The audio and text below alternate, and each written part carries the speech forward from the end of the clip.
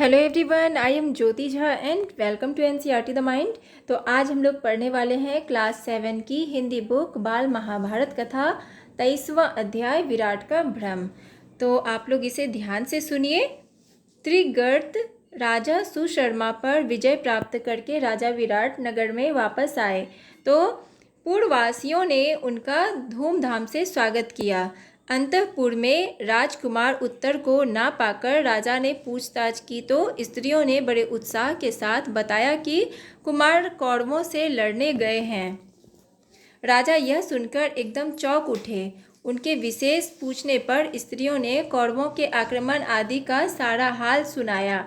यह सब सुनकर राजा का मन चिंतित हो उठा। राजा को इस प्रकार शोकातुर होते देखकर कंक ने उन्हें दिलासा देते हुए कहा, आप राजकुमार की चिंता ना करें, बृहन्नला सारथी बनकर उनके साथ गई है। कंक इस प्रकार बातें कर ही रहे थे कि इतने में उत्तर के भेजे हुए दूतों ने आकर कहा, राजन आपका कल्याण हो, राजकुमार जीत गए, कौरव सेना तीतर बीतर कर दी गई है, गायें छुड़ा ली गई हैं। यह सुनकर विराट आंखें फाड़ कर देखते रह गए। उन्हें विश्वास ही ना होता था कि अकेला उत्तर कौरवों को जीत सकेगा। पुत्र की विजय हुई यह जानकर विराट आनंद और अभिमान के मारे फूले ना समाये। उन्होंने दूतों को असंख्य रत्न एवं धन पुरस्कार के रूप में देकर खूब आनंद मनाया। इसके बाद राजा ने प्रसन्नता से अंतःपुर में जाकर कहा, सैरंध्री चौपर की गोटे तो जरा ले आओ, चलो कंक से दो दो हाथ चौपर खेल लें। आज खुशी के मारे मैं पागल सा हुआ जा रहा हूँ। मेरी समझ में नहीं आ रही है कि मैं अपना आनंद कैसे व्यक्त करूँ। दोनों खेलने बैठे। खेलते समय भी बातें होने लगी। देखा राजकुमार का शौर्य, विख्यात कौरव वीरों को मेरे बेटे ने अकेले ही लड़कर जीत लिया। विराट ने कहा, निसंदेह आपके पुत्र भाग्यवान हैं, नहीं तो बृहन्नला उनकी सारथी बनती ही कैसे। कंक ने कहा। विराट झुंझला कर बोले, आपने भी क्या यह बृहन्नला की रट लगा रखी है। मैं अपने कुमार की विजय की बात कर रहा हूँ और आप उसके सारथी की बड़ाई करने लगे। युधिष्ठिर ने अब बृहन्नला का नाम लेकर जैसे ही कुछ कहना चाहा, राजा से ना रहा गया। अपने हाथ का पासा युधिष्ठिर के मुंह पर दे मारा। पासे की मार से युधिष्ठिर के मुख पर चोट लग गई और खून बहने लगा। इतने में द्वारपाल ने आकर खबर दी कि राजकुमार उत्तर बृहन्नला के साथ द्वार पर खड़े हैं, राजा से भेंट करना चाहते हैं। सुनते ही विराट जल्दी से उठकर बोले, आने दो आने दो। कंक ने इशारे से द्वारपाल को कहा कि सिर्फ राजकुमार को लाओ, बृहन्नला को नहीं। युधिष्ठिर को भय था कि कहीं राजा के हाथों उनको जो चोट लगी है उसे देखकर अर्जुन गुस्से में कोई गड़बड़ी ना कर दे। यही सोच उन्होंने द्वारपाल को ऐसा आदेश दिया। राजकुमार उत्तर ने प्रवेश करके पहले अपने पिता को नमस्कार किया। फिर वह कंक को प्रणाम करना ही चाहता था कि उनके मुख से खून बहता देखकर चकित रह गया। उसे अर्जुन से मालूम हो चुका था कि कंक तो असल में युधिष्ठिर ही है। उसने पूछा, पिताजी इनको किसने यह पीड़ा पहुंचाई है। विराट ने कहा, बेटा क्रोध में मैंने चौपर के पास से फेंक मारे। क्यों तुम उदास क्यों हो गए? पिता की बात सुनकर उत्तर कांप गया। विराट कुछ समझ ही ना सके कि बात क्या है। उत्तर ने आग्रह किया तो उन्होंने कंक के पांव पकड़कर क्षमा याचना की। इसके बाद उत्तर को गले लगा लिया और बोले, बेटा बड़े वीर हो तुम। उत्तर ने कहा, पिताजी मैंने कोई सेना नहीं हराई, मैं तो लड़ा भी नहीं। बड़ी उत्कंठा के साथ राजा ने पूछा, कौन था वह वीर, कहाँ है वह, बुला लाओ उसे। राजकुमार ने कहा, पिताजी मेरा विश्वास है कि आज या कल वह अवश्य प्रकट होंगे। थोड़ी देर तक पांडवों ने सोचा कि अब ज़्यादा विवाद करना और अपने को छिपाए रखना ठीक नहीं है। यह सोचकर अर्जुन ने पहले राजा विराट को और बाद में सारी सभा को अपना असली परिचय दे दिया। लोगों के आश्चर्य और आनंद का ठिकाना न रहा। सभा में कोलाहल मच गया।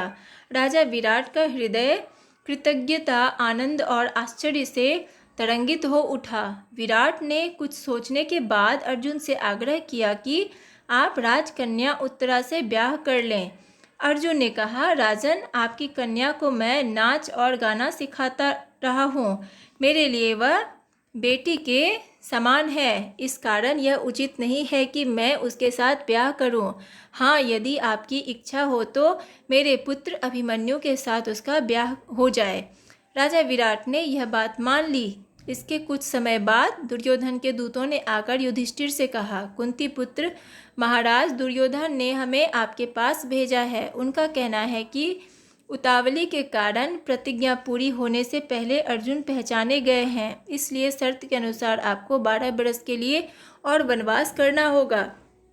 इस पर युधिष्ठिर हंस पड़े और बोले, दूतगण, शीघ्र ही वापस जाकर दुर्योधन को कहो कि वह पितामह भीष्म और जानकारों से पूछकर इस बात का निश्चय करे कि अर्जुन जब प्रकट हुआ था तब प्रतिज्ञा की अवधि पूरी हो चुकी थी या नहीं।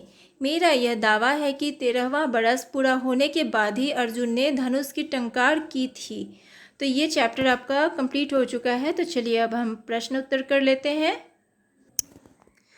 तो अब देखिए, पहला प्रश्न है कि राजकुमार उत्तर को अर्जुन से कंक के बारे में क्या मालूम हो चुका था। तो उत्तर लिखेंगे कि राजकुमार उत्तर को अर्जुन से मालूम हो चुका था कि कंक तो असल में युधिष्ठिर ही हैं। दूसरा प्रश्न, राजकुमार उत्तर के बारे में राजा विराट को क्या भ्रम हुआ। उत्तर कि राजकुमार उत्तर के बारे में राजा विराट को भ्रम हुआ कि विख्यात कौरव वीरों को उनके बेटे ने अकेले ही लड़कर जीत लिया। तीसरा प्रश्न है कि कंक के मुख से खून बहता देखकर राजकुमार उत्तर क्यों चकित रह गया। तो उत्तर लिखेंगे कि कंक के मुख से खून बहता देखकर राजकुमार उत्तर चकित रह गया क्योंकि उसे अर्जुन से मालूम हो चुका था कि कंक तो असल में युधिष्ठिर ही हैं। चौथा प्रश्न, अंतःपुर में राजकुमार उत्तर को ना पाकर जब राजा ने पूछताछ की तो उन्हें क्या पता चला। उत्तर कि अंतःपुर में राजकुमार उत्तर को ना पाकर राजा ने पूछताछ की तो स्त्रियों ने बड़े उत्साह के साथ बताया कि कुमार कौरवों से लड़ने गए हैं। पांचवा प्रश्न है कि राजा विराट को शोकातुर होते देखकर कंक ने उन्हें दिलासा देते हुए क्या कहा। उत्तर कि राजा को इस प्रकार शोकातुर होते देखकर कंक ने उन्हें दिलासा देते हुए कहा कि आप राजकुमार की चिंता ना करें, बृहन्नला सारथी बनकर उनके साथ गई हुई है। छठा प्रश्न, पुत्र की विजय हुई यह जानकर विराट को कैसा लगा।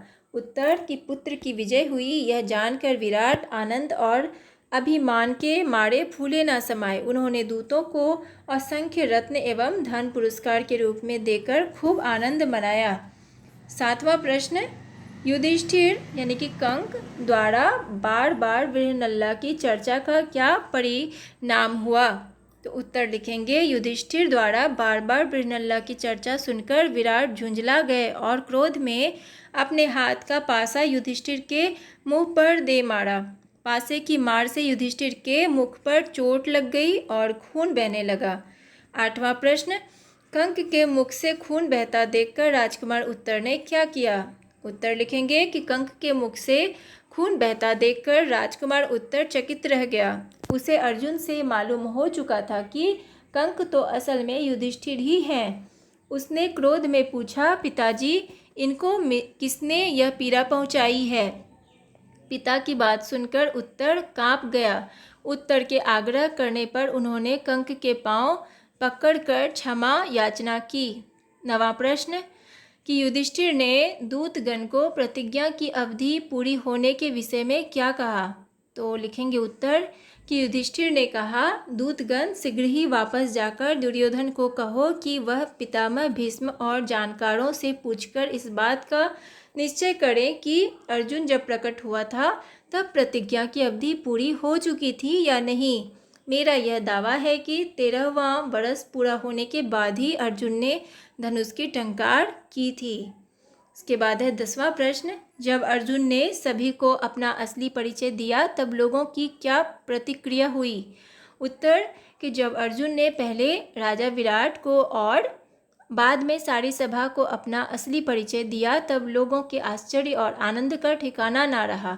सभा में कोलाहल मच गया। राजा विराट का हृदय कृतज्ञता, आनंद और आश्चर्य से तरांगत हो उठा। विराट ने कुछ सोचने के बाद अर्जुन से आग्रह किया कि वो राजकन्या उत्तरा से ब्याह कर ले। तो ये आपका चैप्टर कंप्लीट हो चुका है, प्रश्न उत्तर और चैप्टर भी। तो आपको कैसा लगा पढ़ के मुझे ज़रूर बताइए, और अच्छा लगा हो आपको मेरा पढ़ाना तो मेरे चैनल NCERT द माइंड को लाइक सब्सक्राइब कीजिए ताकि मेरे सारे वीडियोस आपके पास समय से पहुंचती रहे। और आप इसे शेयर करने की भी कोशिश कीजिए ताकि दूसरे बच्चों को भी इससे फ़ायदा हो सके। और आपको कहीं भी समझने में प्रॉब्लम हो रही हो तो आप मुझसे कमेंट के द्वारा भी पूछ सकते हैं। तो चलिए मिलते हैं अब हम नेक्स्ट वीडियो में। तब तक के लिए bye, take care, thanks to watch my video.